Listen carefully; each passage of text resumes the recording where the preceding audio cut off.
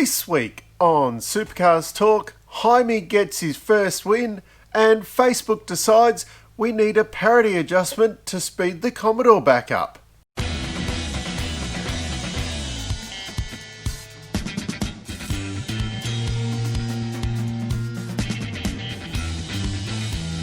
Everybody's favourite topic at the moment seems to be Gen 3 and how much trouble Supercars is in, but fear not people, they're talking about using a digital rear view mirror in the cars. If there's no answers on all the other stuff, who cares about a digital rear mirror? Apparently some of the sports car racers use these where they put a camera at the back and you have a display where the mirror goes. Yes, it is a good idea. There is some practical problems. What if you get a crash in the back and the camera stops working? There's more wiring, things like that. A little piece of mirror costs a few dollars. It works. Is it something that they really need to be focusing on right now? I'm sure that's something you can add later on in the future. If the rearview mirror thing becomes a problem, I mean, these cars aren't Formula 1 cars. You can always put in a bigger mirror, and they have got side mirrors in general and things like that. So, apparently there is a crisis meeting in Sydney today at Supercars head offices with all the team members. Once again, why didn't they have this meeting at the Bend when they were all there? Why do we need to then travel everyone to Sydney? Apparently, the meeting was organised some time ago, blah, blah, blah. Well, the racing at the Bend was organised some time ago. So, granted, okay, people have got things to do over the race weekend. Maybe have it on the Friday or the Monday or something when people are already there. It's not that hard. Apparently, it's not a full-on crisis meeting. It's more, this is where we're at kind of thing. It's a general teams meeting, but everybody wants to talk about how in crisis this whole Gen 3 thing is. Some of it, I think it might be a little bit of a storm in a teacup. Some news outlets, trying to get the clicks in there. Speaking of the Gen 3 rollout, this week it came to light that MSR is actually looking towards running Mustangs. When the switch to Gen 3 happens, I don't think they'd be going and buying any Gen 2 Mustangs if Gen 2 happens to run next year. All makes sense. They're going to have Seaton Racing for them at some point. Stones are a Ford team. There's a few other synergies there. Can't see why not. Plus, it evens out the playing field a bit. I mean, let's not get into the whole parity thing, but for the longest time, we don't need to get into why there is more Holden Commodores out there than what there is Ford Mustangs. But it's been like that, since the Supercar formula started back in '93. There has always been more Commodores than the Ford counterpart. The three cars from MSR and the extra Tickford car as well next year would even it up a little bit. That would be 4 extra Mustangs out there rather than Camaros, so it would be a little bit more even, and maybe that is something to look at if there is new manufacturers coming in, unlike say with Volvo where they only had 2 cars. Maybe a bit more of that old DTM thing where half the field was, I think, Mercedes and Audi or something, and then BMW or Aston Martin came in at some point, so they had 24 cars and there had to be 8, 8 and 8. Or if there was only 2 manufacturers, it was 12 and 12. You couldn't, have 4 BMWs and 20 Mercedes or something like that. So that's another little thing to look at. The first-time winner over the weekend, Andre Heimgartner, is getting a new Mustang before the end of the year. Apparently, the Kellys have got the chassis there, have got all the parts and whatever, may as well put it together. Then it gets sold as a race car rather than bits and pieces at the end of the year. It does just seem a little bit strange though. Why would you be building a new car if Gen 3 is actually happening? there was a lot of talk about, I think, Triple Eight and Walkinshaw and Tickford all built new cars over the off season. That kind of makes sense when you're full, but yeah, Heime's car, possibly half a season. Unless the story is true about all the parts essentially sitting there, so may as well put it together and race it and yeah, sell it as a complete thing rather than have a heap of parts just lying around that they haven't got much use for next year. There was some new paint jobs over the weekend. All of them missed the mark a bit. Kurt Kostecki's was the best looking, but yeah, to me, it just wasn't quite there. They could have just done a little bit better. Interestingly, it was Mobil sponsoring the car, not Arco Plate or Weld or whatever the family company is. I was not expecting it to look like a Walkinshaw car. I was expecting it to look like a Kostecki kind of brothers racing car. Where's the money coming from? That's my question. I don't quite, unless it was some part of his deal last year that I don't quite. There's too many questions there. Anyway, the Randall car didn't really look better on track. I don't know. I can't understand why it didn't look any good to me. That shade of green or something. I don't know. Kelly's car from last year looked so good in those Castrol colours, and it's pretty bloody similar. And something was just missing. Todd Hazelwood in the TRG Transport car, again, just not quite hitting the mark there. They all looked okay, but just okay. You really need to stand out and pop these days. The Human headline, Peter Adderton, has come out and said he is organising a wildcard at Bathurst for not only Greg Murphy, but Richie Stanaway to be his teammate. Yeah. It's been a long time since Murphy raced. He retired well before Russell Ingall did. Yeah. We could see both drivers doing it, but who's going to run it? Murphy spent his whole career driving Commodores, so I can't see him really for a one-off joining, say, everyone's like, oh, Tickford makes sense because they're already there with the boost money, they've got a fourth car, they're not running it, which they did come out earlier on in the year and say, we are not running a fourth car at Bathurst. But, things like this happen and everyone forgets that, they made that statement. But, yeah, I just can't see it going to Tickford. And then where else does it go?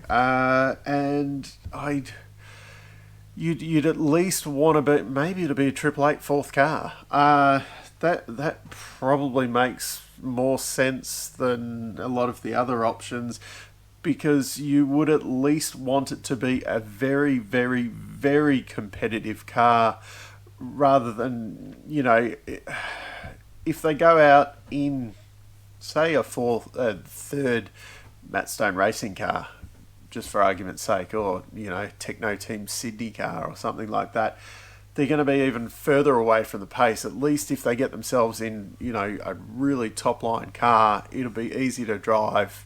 It'll make them look better, things like that. So, Richie's only been out of it for a little bit. It's not like he spent years and years away, but he hasn't been driving anything competitive. So, too many questions over it for me to actually think that this one is going to happen. But if you told me at the start of the year that Ingall would be racing at Bathurst, I probably wouldn't have believed you either. So, yeah, don't listen to me. There was some racing over the weekend, and on Saturday we had Heimy on pole and then his first win in the main game. I was quite happy for him. He did a really good job. It's hard to believe after watching that race that was his first win. So just well done, Heimy. I've probably been a little bit critical of your style and how you got yourself into incidents. But last year seemed to be a bit of a turning point. And yeah, you just come on leaps and bounds. Granted, Dave is new to the team, but he is, making Reynolds look. In general, Reynolds has looked a little bit ordinary next to Heimy this year. It wasn't all smooth sailing for Heimy on Saturday, though. He did get that 5-second penalty for the unsafe release on Jamie Whincup in the pits, but he was that far in front, it didn't matter. The usual Facebook comments about, if it was Jamie, he wouldn't have got a penalty for doing that, and Jamie should have backed off and let him go, and it's just the usual Facebook comments. You're better off ignoring them. Will Brown was doing quite well in the race, but then they just left him out forever on the wets, and he dropped from... He was running about third, like he was looking, for a podium, and dropped to, I think he finished about 15th in the end. Brad Jones Racing, they may as well not have turned up for qualifying, started the race on slicks, and Percat raced right up to the front, nearly onto the podium, ended up 5th in the end, but, that was good. The rest of the guys didn't do too much. And out of the Wildcards, Randall was 17th, Kurt was 19th, and as a bit of a comparison, Fabian Coulthard was 20th. So they both did better than Fabian Coulthard. Sunday was a lot drier conditions, which saw Anton on pole twice. I think I'd predicted Dick Johnson Racing to do quite well this weekend, but... maybe I might have picked Will and not Anton. So, Will did pretty well overall over the weekend. Triple Eight had a shocker for race 1. They were 13th and 16th on the grid. And then the second race, they were 2nd and 4th. So, they made some changes in between the two sessions because there wasn't much time in between the sessions, but they made some changes and totally turned it around. That first lap, it just... not really anyone's fault, but my God, did it do some damage. Mostert's car was bad enough, but Waters' car, my God, it didn't seem like that big a hit. And just, once again, a Tickford car with a wheel ripped out of it quite easily. And then Waters drove it back to the pits. So, I'm not sure if that was the best decision, but he made it back and it had a lot of damage. There was a little incident towards the end of the race between Fabian Coulthard and Todd Hazelwood. They were doing some interviews after the race and things like that. Apparently Todd blew up on the radio, and all I thought was, who cares? I mean, these guys are battling for 20 worst,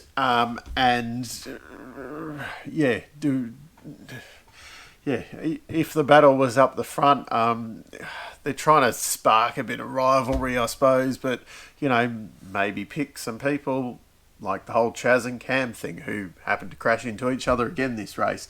It just, to me, it seems a bit sad when, I like that they've got passion, but, this kind of, when they're that far down the back, who cares?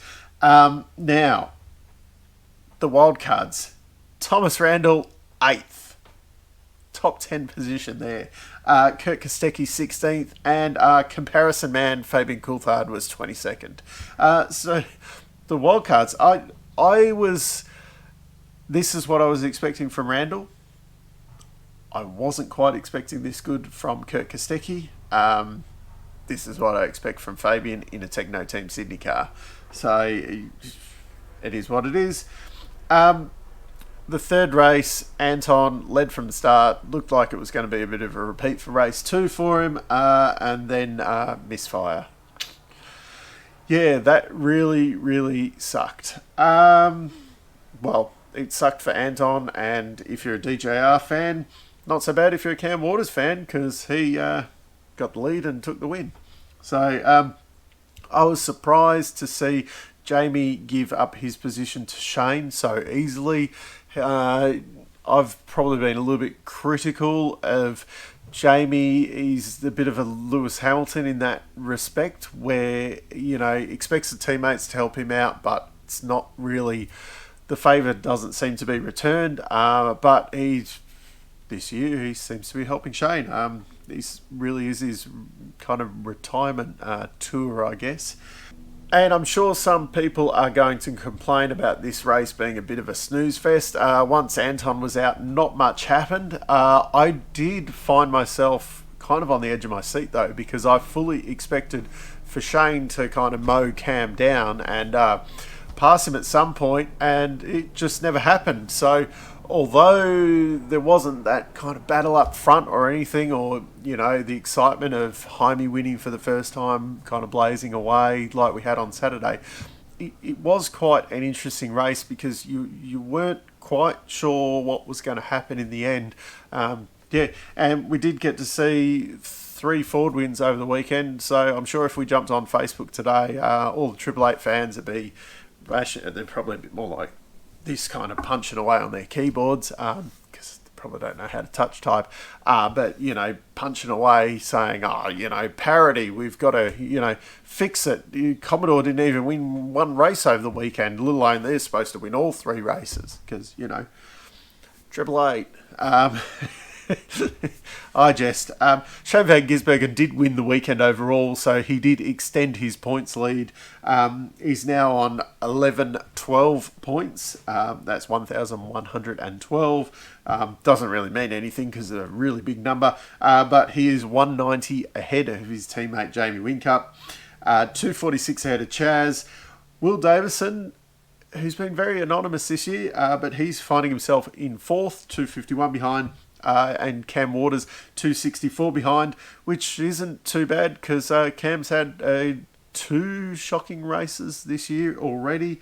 And then the guys who are essentially out of the championship because they're over that 300 point 1 round threshold out of it already.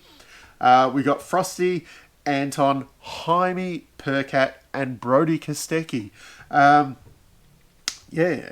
interesting bunch there that maybe at the start of the year I can fully expect that you would have, well, if you probably went through my predictions, the top 5 makes sense. Brody in the top 10, I wouldn't have picked that. And Frosty to be where he's at as well. But he's had some pretty decent results over the year. Although a bit like Will Davo, there's just been a little bit anonymous in that kind of back half of the top 10 most of the year. So that's my wrap up of the Bend round.